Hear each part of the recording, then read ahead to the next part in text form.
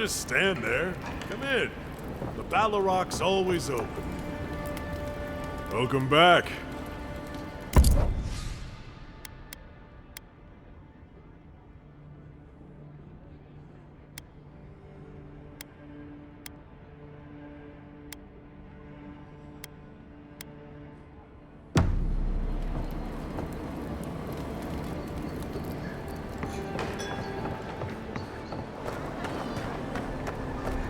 Yeah.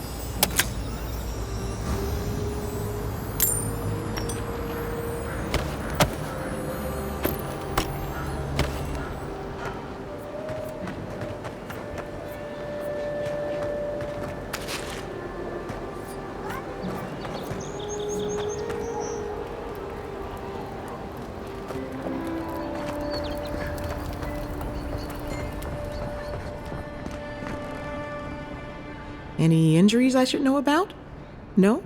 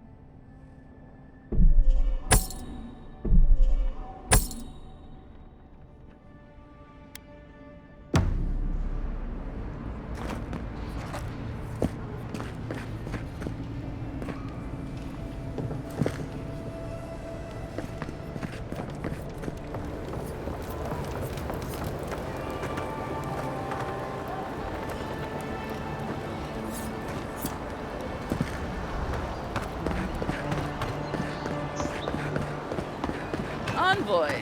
Could I speak with you for a moment? So, you're that godlike, the Adiran Envoy. You're the one who saves the ambassador from the strangle root, right?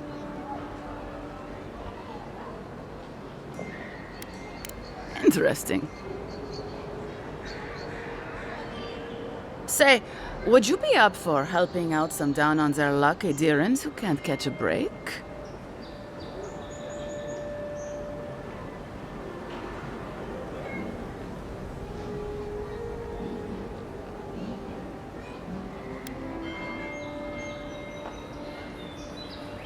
Oh, heroic and observant, huh?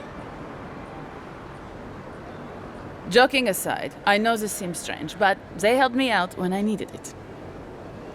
I'm just trying to return the favor. Galarde. Lofled and Gladwine came here about 8 years ago, long before the recent rush of adherents. They admitted to having a checkered past back home, but they started a new life in Paradis.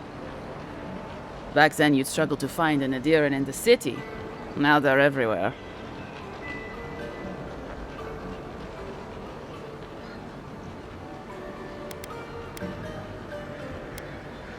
Anyway, with all these adherents coming in, Lofled and Gladwine started spotting old faces. And if they were spotting old faces, it was only a matter of time before those faces started spotting them back. They're lying low in the shantytown for now, but they mean to leave for Thirdborn. Adherents in the shantytown? I doubt they're getting a warm welcome. Most of the people there are Paradisans run out by Adir. They're afraid to go out in public, and Gladwine, poor soul, he's gone blind from bad drink. Exactly. And the required herbs grow in the wilds around Paradis. It's a little too dangerous for us ordinary folks, but for the Adiran Envoy, for the hero who braved the strangle root, I'm sure it will be no problem. Ending with flattery is a nice touch. Agrasima. Many thanks, Envoy. Oh, there is one more thing they need. Land deeds. They've already paid for them.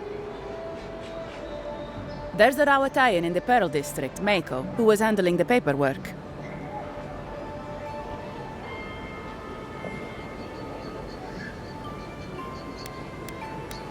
I don't know. That's the problem. Mako and I had a falling out a while back. It's best if someone else goes. Thank you, Envoy. God bless you.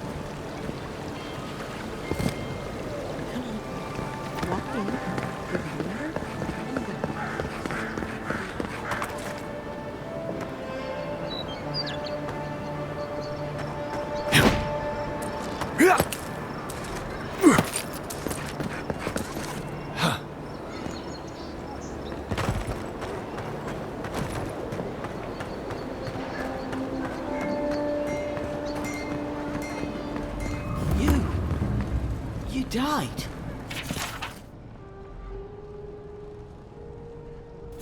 But you're here. I'll keep trying. But there's none of the clerks believe my story. You've got some god looking out for you. Envoy, hello. I'm glad to see you on your feet. Kai. Tej. I'm surprised they let you in here. I'm surprised you're still gainfully employed.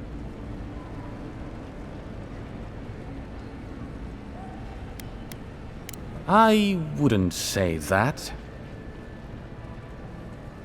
He's just curious company for you to keep.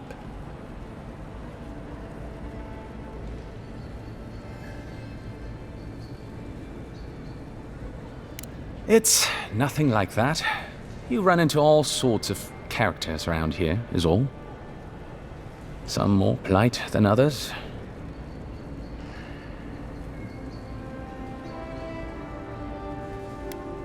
Very good, sir.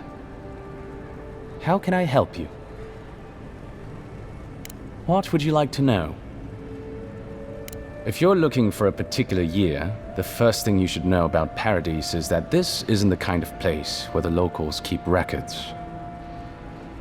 And though it might be considered a distant backwater by the rest of the world, this city is the height of civilization by the standards of the living lands. As for who calls this place home, I suspect you could find a criminal, confidence man, or prophet from every civilization in the world here. Hey, come on. You're gonna give the envoy the wrong idea. We've got draft dodgers, courtesans, and revolutionaries, too. You know, all the fun people. In any event, as far as I can tell, Paradise has been this way since its inception. Thus the eclectic display of architectural styles. If nothing else, this city is a reflection of the countless people who have passed through it on their way to the interior. Depends on who you ask. Ambassador Heelgard will tell you that our remit here is to establish a secure and orderly environment from which to engage in trade. Inquisitor Liudwin will tell you we're here to break the frontier. So, which is it? Why not both? That's where you come in. Whether you find your desires aligning with the ambassadors or the inquisitors, neither can succeed until the Dream Scourge is ended. We are only beginning to see its effects here in Dawnshore, but the closer to the center of the island you go, the worse it gets. That bear you and the ambassador encountered in the Strangle Route isn't even the worst of it. And the tide of this soul plague is rising higher every day. Look, for all that I complain about this backwater, there are good people here. Same as anywhere else. People who want to be able to walk to the market in the morning for their bread and eggs and know they won't be mugged. People who like it when the mail comes on time and their skates are made from real copper and their neighborhood peeping Tom ends up in the stocks. Those people, good and honest people, who pay their debts and honor their contracts and remember to thank the god, they like us a lot. The Resistance, as such, are largely a group of misfits and criminals intent on undermining the rule of law. They take out loans with small Adiran banking houses and do not pay them, then assault the bankers who attempt to collect. They agree to contracts with families in Adir seeking homes, and when their ships arrive, promptly abandon them. When we levy a small tax to fund the repair of city roads, they set our counting house on fire. And when our fishermen return to port, they board their ships and sink them. That's certainly one way to characterize them. It's not exactly wrong, but it's not exactly right either. For decades, people like them ruled this city through fear. We imposed order, and now they oppose us. You, unfortunately, were caught in the crossfire. By all means.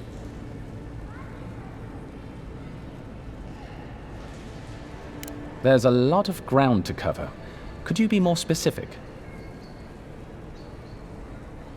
Ah, the age-old question. Who's bigger? Adir is, naturally, by a wide margin. And were we at the Cartographers Guild in High Crown, I could show you on one of their globes. As it is, we must make do in the theater of our minds. The Living Lands are located in the far north of AORUS. Adir is southwest of the Living Lands, situated along the equator. The Living Lands are more arid than Adir, and the island is more prone to storms. But its many deep valleys protect the various townships from the worst of the weather. Topographically speaking, the Living Lands are a place of extremes. Deep inland, mountains rise high enough to rival those of the White March, blanketed year-round in snow. While east of the volcano of Mount Forja is an acid sea that sinks far below the level of the ocean. The lands between them are riven with deep clefts in the earth and isolated by wastelands of sun-baked sand dunes. I'll share what I can. There is no singular authority in the Living Lands. Not yet, anyway. I shudder to think what the Living Lands would look like under your rule. Well, to start, there'd be a lot more brothels. Charming. Power is invested in the leaders of the various townships scattered across the island. The largest are Fjord, Thirdborn, and Solace, none of which, I will note, are as safe and orderly as Paradise. Fjord Messeverno is located in a valley known locally as the Emerald Stair, named for the terraced rice paddies that cover its hillsides. It is our closest neighbor. The city, if you can call it that, was founded 50 years ago by animancers from the Valian republics. Apparently, the laws governing animancy weren't lenient enough in the republics. So the city's founders came to the Living Lands, where they could practice their discipline more freely.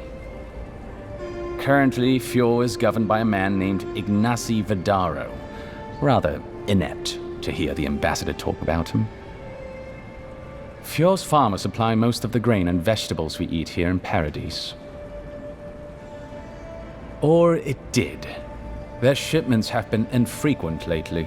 Something about a blight in the fields. In any event, I believe that covers Fjord. The Valian republics are a collection of city-states in the Eastern Reach, southeast of our former colony, the Deerwood. The republics began life as colonies of the Grand Empire of Valia, hence the name. But as Grand Valia's economy collapsed, well, the colony saw an opportunity to escape the influence of the Empire of Origin, and they seceded. Much as the Deerwood did from Adir. Now a mature confederation in their own right, through their merchants in the Valian Trading Company, the republics will sell you anything you could ever wish to buy. Up to and including people. We should count ourselves lucky they've had no interest in the Living Lands. In a struggle between our Emperor and the Republic's great dukes, well, I doubt we would come out on top. But if anyone asks, I was not the one who told you that. Everything you need to know about Thirdborn is in its name. It was founded by the third-born children of Rawatai, Navy dropouts, smugglers, and hands for hire. Almawa and Orland, mostly. Home, sweet home. You're free to go back any time you like. I like my current circumstances just fine, thanks. They are people, in short, who couldn't cut it in the civilized world, and had to make room on the margins. Unfortunately, they are currently besieged by the Dream Scourge. We have sent some troops to lend what help we can, and the mayor, Temerity, was appropriately grateful, but I don't know how long they'll hold out. Rauatai is one of the old empires, every bit as storied as Grand Valia or our native Adir. If Adir is to the southwest of the Living Lands, Rauatai is to the southeast. And unlike our home, that small continent is racked by terrible storms. This is due, or rather, was due, to the island's proximity to Andra's mortar, the unending super hurricane that once hid the ancient city of Ukaizo. Rauatai is largely peopled by Aumaua, descended from those who fled the Deadfire Archipelago centuries ago, when Andra pulled the moon, Ioni Brather, into the sea. They are an aggressive, militant culture, and personally I find their obsession with gunpowder rather quaint. They are also our chief rivals on the world stage. I don't think they see it that way. No? Well, as far as Navy brass is concerned, Adir doesn't really rate. Now you're just making things up. Sorry to be the bearer of bad news, but we don't think about you at all. Solace is, what is there to say, really? Yeah, they tend to have that effect on people. The trouble is, I don't know much about Solace. Nobody does. They are an isolationist community of Pagrunan dwarves who live in the forbidding ways of Galawain's tusks. They don't let outsiders into their lands, and they don't let their people out of them. Some folks get out from time to time, but they can't ever go back. And the ones who survive aren't eager to talk about their experiences. People aside, the land itself is incredibly hostile. The island's volcano, Mount Forja, rests at the heart of the region, and it's recently become active. Half the land is lava rock, and the other half is, well, literally lava. I don't know why anyone lives there. I have to assume they're all insane. You have no idea. Naturally. The Pagrunan are a unique community of mountain dwarves originating in Old Valia. As a people, they've made their name as explorers, builders, miners. No doubt you've seen their ruins in your travels, here, back home in Adir, and all across the world. They maintain a rich tradition of oral storytelling, chanted magics, and ritual carving, which they take great pains to record and transmit across their various communities. Even the most physically isolated Pagrun is not alone. Somewhere, one of their people is thinking of them and planning an expedition. Abidan must cherish them. You sound like you admire them. I suppose I do. Of course. Consider yourself lucky. Inquisitor Ludwine is the commander of the Steel Garrote in Paradise. Were you to ask her, she'd say she keeps the peace. But she doesn't keep it so much as prosecute it, as ruthlessly as the ambassador will let her. She's also a veteran of the Steel Garrote's campaign in the Deadfire, where she died. She's a Death Guard. Well, that explains a lot. I don't know what happened to her there, but I suppose Wodaka wasn't done with her yet. Cryptic Neil! I remember him fondly. Don't look so surprised. Not every student of the university takes to field work like you. There are endless ways to serve the Empire, Envoy, particularly in the Living Lands. Here, there are no archives, no processes, all a blank slate for me to define. And I happen to like a warm bed and cool beer. Unlike back home, here in Paradise, we live within 100 miles of ice. But that's neither here nor there. We were discussing Death Guards. Death Guards are surpassingly rare.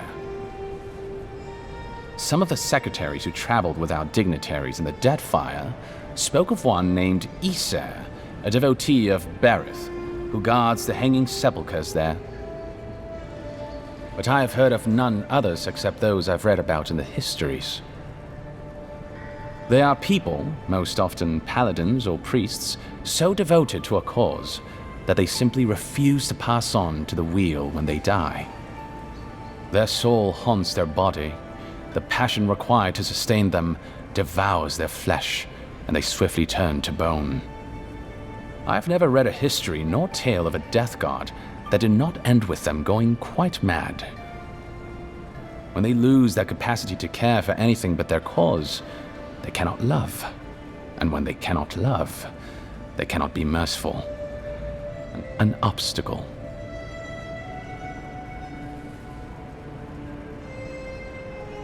I only met her once.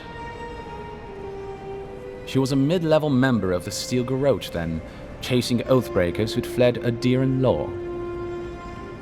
She'd come back to the Imperial Archives to borrow a map to a place called Oathbinder's Sanctum. I remember she was furious because the map was quite poor. She worried about finding the place, about properly executing her duty to her god. She wanted, I think, to do a good job. So, while clearly she has changed, in some sense, I'd say she's much the same. Think upon your promises and die. That's the litany of the Steel Garrote, usually said right before they kill you. They're an order of paladins born and bred in Adir, though clearly they've found plenty of work beyond our borders. Their remit is simple but comprehensive. They punish all who break their oaths. In practice, that has historically meant contracts. One lord or merchant will hire the Steel Garrote to bring a duplicitous rival to justice. Fun bunch. What are they doing in Paradise? Since the events in the Deathfire, their operations have expanded. The Steel Garrote has always been associated with Wodaka. Now, they are explicitly her order. And they go wherever Wodaka's priests, or Wodaka herself, believes there is a need for them to go. The Living Lands are a dangerous, lawless frontier in sore need of order. Thus, they are here. Or so the Steel Garrote say. Do you think so? I've always found her inflexibility comforting. Wodaka's edicts are clear. If you obey her laws, pursue justice, punish the guilty, and give fealty to the Emperor, then you have pleased her, and I aim to please. But Wodaka does not trust. She demands that you declare yourself for her again and again. Her every request is a test, and her every test is an opportunity to disappoint her. I appreciate a god who makes you work for their grace. I don't want anything given to me for free. I'm an open book. I trust whomever told you to consult a watcher also told you to avoid the one in the city. She is a liar and a thief. Oh, did you take your money? No. Anyway. Watchers are individuals capable of perceiving souls. The soul may be in a living body, or it may simply be lingering, waiting to pass into the in-between. In either case, interacting with a soul allows a watcher to glimpse a person's past lives or their most deeply buried memories. Watchers are incredibly rare, and in Adir, highly controlled. Many people... The smart ones stay hidden. They do not announce their powers, perhaps not even to themselves. Even a careful watcher risks inadvertently revealing themselves by knowing something they shouldn't know. Of the ones that are public, little is concretely known. But we hear things. They make good judges in Woedica's courts, so long as they're controlled. The lords, it's rumored, buy and sell them to collect blackmail on their enemies.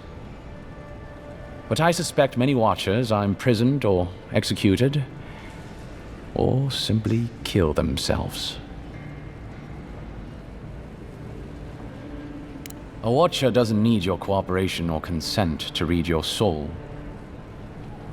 They could learn everything about you, terribly damaging things about your parentage, for example, or things you did in a past life, without you ever knowing.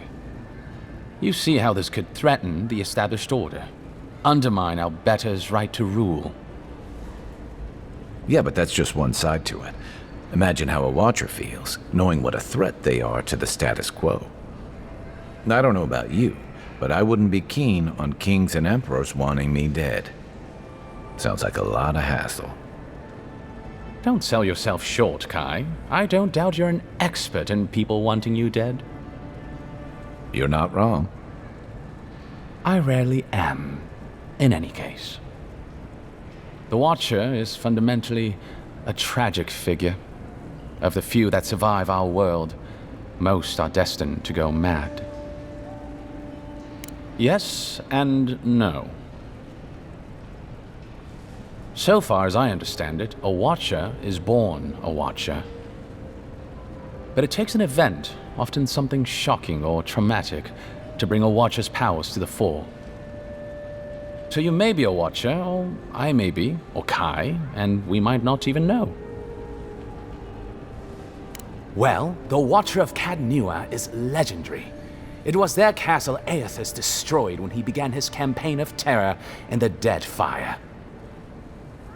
Oh, by the Queen, I hope I get to meet them someday. In terms of local interest, you'll have heard of Runid, of course. And there was Ida.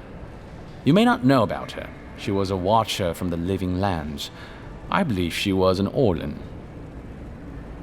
She must have died, 150 years ago.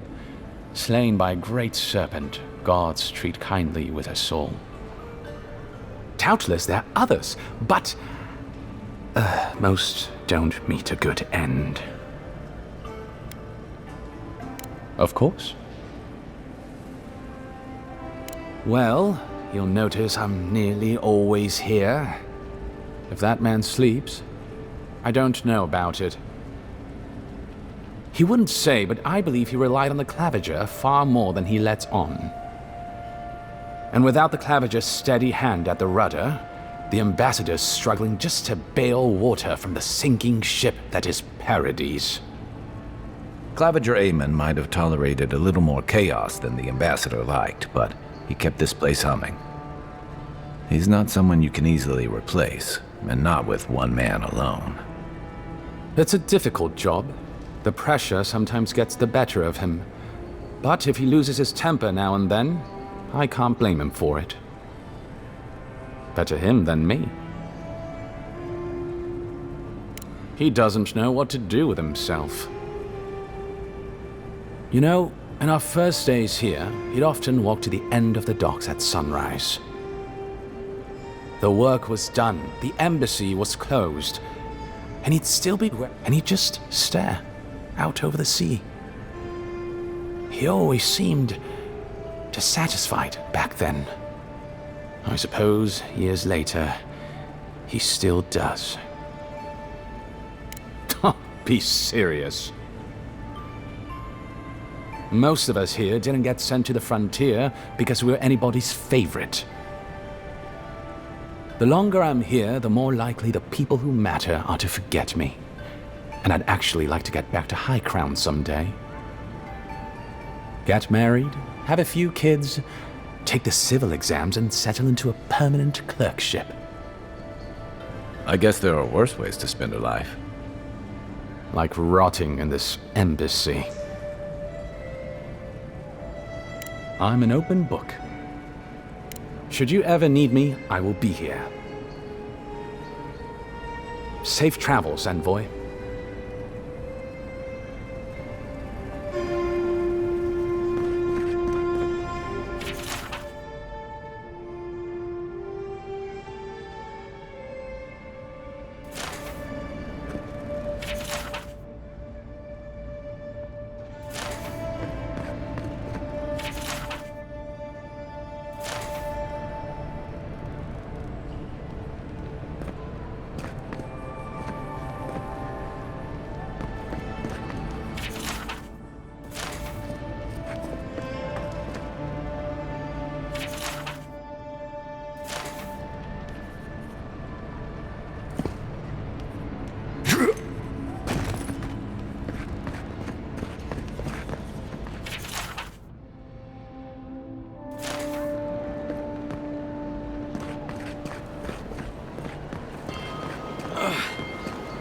that sawbones would hurry up.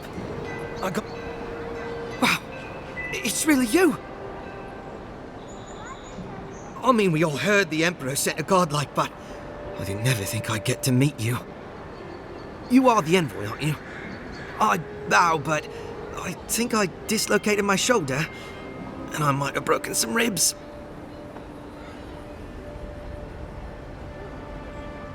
My brother, Cadman, and I ran into some trouble exploring a temple north of the city. Bears and traps and guards. What else?